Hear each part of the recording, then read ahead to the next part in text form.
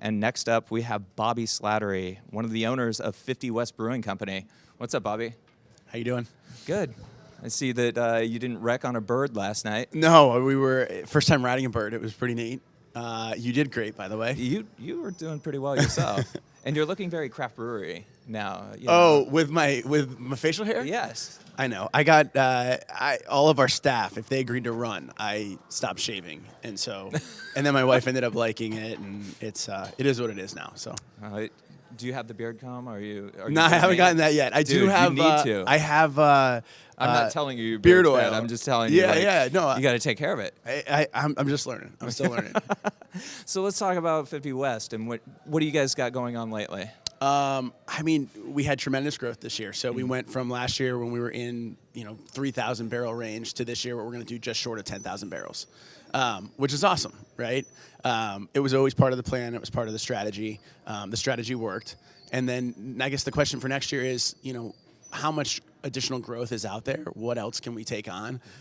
This conference has been awesome, by the way. Great job. Andy scared me to death with his speech. I think I had a heart attack for a second there. And then David this morning just kind of like uplifted it again. But I think it's, it's neat to think about where we are. We obviously had great growth and what that next step is, because the world of craft beer when we started in 2012, and if you looked at what I thought my growth would have been in 2012 and saying where am I going to be in 2015, I think it's an entirely different world now that I'm sitting in 2018 and I'm trying to figure out where am I going to be in 2020. Well, exactly. That's what we do, though. We take you down, we bring you up. Yeah. We'll take you down again probably this afternoon. Oh, okay. But you talked about the strategy working, and I want to talk a little bit about that because you guys, at 6 years old, only just began, grocery? Packaging. Yeah. Packaging beer. Packaging beer, period. Yeah. So we just believed in building draft. We had this belief, and part of it was financial too. We didn't think we could make the beer we wanted to make with the money that we had in place, and so we figured out, like, look, we'll just build as much draft presence as we can, continue to build our brand, build 50 West, and then with a goal of eventually rolling that into package, and we did that this year, and it was a very successful model. And so then now the question is, like, what's next, and what are we going to do?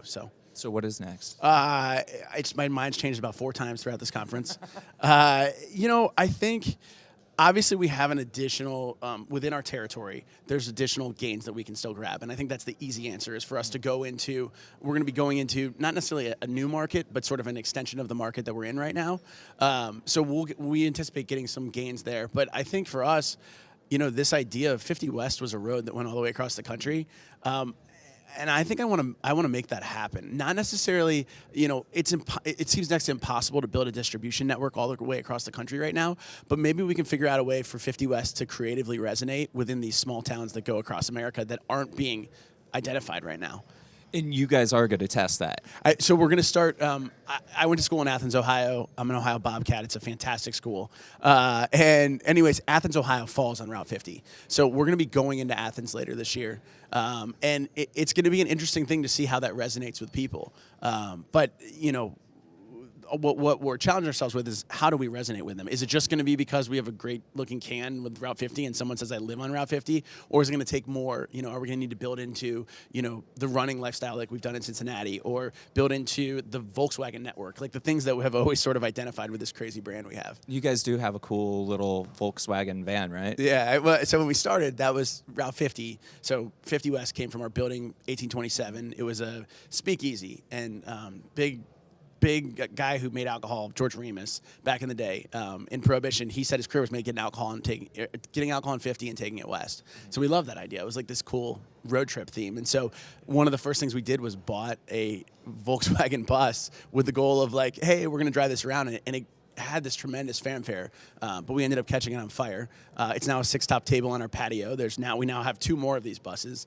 And it sort of is like kind of become part of the brand. That's awesome. Yeah. I also want to talk a little bit about other things you've got going on with the brand, because you basically have an amusement park at your brewery, right? Yeah. Tell me a little bit about that, because there's not a lot of breweries, I feel like, in the country that have how many volleyball courts? So we have what happened was we started in the brew pub. That was an awesome restaurant. We ran out of space. Across the street, there was an opportunity to take over a space that should have been a manufacturing facility for. It looked like a brewery, and they had volleyball courts. And we were nervous about it at first because they were drinking tons of Miller and Bud Light, and we're like, if we put craft in here, is everybody going to hate us? And it ended up just like exploding. And our reason we think that it works so well is that if you look at people that come to drink craft beer, they're not all beer nerds that are obsessed with beer. A lot of them are just a group of 6 friends that are trying to experience something alongside their friendship. And so we felt the same thing with the volleyball leagues. Nobody was really good at volleyball. They were really just a group of 6 friends that wanted to come, blow some steam off after work or get together with their friends from high school or college or whatever. And so we did that, and then we parlayed that into, we have a canoe and kayak livery. Same thing, you can throw those same 4 to 6 people out on the river, and they started the brewery, we bus them up, and then they finish where we are, and then we have a bike shop there as well. Well, I mean, people talk about differentiation, and that's definitely a differentiation point, and it's also a point where you can build loyalty with consumers. 100%. Another thing that you guys do that's really kind of cool is Punch Out. Yeah. Tell people about Punch Out, because it is sort of like it sounds, but tell them about it. Well, the best way to see it is type it into YouTube, type in 50 West Punch Out and watch the videos. We felt like beer festivals were getting stale. It was the same thing. So you were basically showing up, and there would be a bunch of different local beer, and it was good, but we felt like you could go to it any given weekend in Cincinnati. And we have a beer called Punch You in the IPA, fantastic imperial IPA that we do. And so we had this weird idea that what if we went to all the breweries and asked for beer, but then we also asked them for a guy or girl that we would train in a boxing ring for 6 months, and then we have the breweries fight each other at the festival. And it is an absolute spectacle. Kroger has been our partner on that, one of our title sponsor, and they've been amazing. And every year we just try to do it bigger and better, because the best part about it, this is not like I hate this brewery and I'm going to hit you and blah, blah, blah. It's really it's an opportunity for the breweries of our community to get behind someone that works for them and to be able to cheer for them in one of the most dramatic settings. When you're watching someone that you love and work with on a daily basis be punched, it like invokes this energy out of you. So we'll be going into our 4th year with it this year, and it's really something special. Have you been punched? I fought the first year, yeah. So it was amazing. It's one of the best things that ever happened in my life. So yeah, I fought the first year in it. And I used to have this dream all the time that I was sleeping and I would get into a fight. I don't know why, I'm not an aggressive person, but I would go to like fight that person and my arm wouldn't punch. I've heard other people have this dream. It like goes in slow motion. So after I fought that thing, like the dream has since gone away. But being punched it's I don't know. You feel like you're alive. It's a weird thing. People say that kind of. I think tattoos have a similar. I don't have any, so I can't say, but I imagine that it's it's kind of like that rush or that feeling that you get, and you get that when you get punched. Did you win? I did, yeah. I had a great trainer. Nobody thought that I was going to win my fight, but I did, and it's one of the things I always look back on in my life. I'm really proud of it. What's 50 West's record? Oh, God. So we have multiple fights every year. I will tell you that Rheingeist was undefeated until this year. They finally just lost for the first time, but they had like this crazy thing going. I think overall we're probably around like 4-2 would be our record. We're trying to figure out a way to incorporate boxing into our monthly program. So we're trying to find a space where we can put up a bag and train people as like, hey, the whole staff is in it, as opposed to just this 6 month where we go off site and do it. So awesome. Well, thanks for joining me, Bobby. Yeah, I'll see you back in there and maybe on a bird later. Absolutely. See you, Justin. See